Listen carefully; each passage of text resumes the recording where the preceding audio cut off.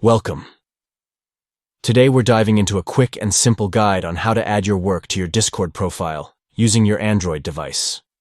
Whether you're looking to showcase your professional side or share your current projects with friends, it's important to keep your profile updated.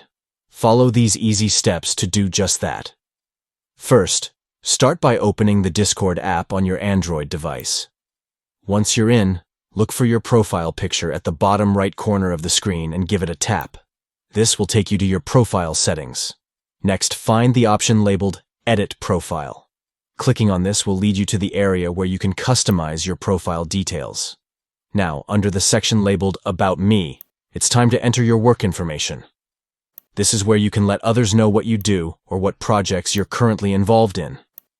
Finally, don't forget to tap Save at the top right of your screen. This ensures that all your updates are recorded and your profile will be ready to impress. And that's it. You've successfully added your work to your Discord profile, making it easier for others in your community to connect with your professional interests.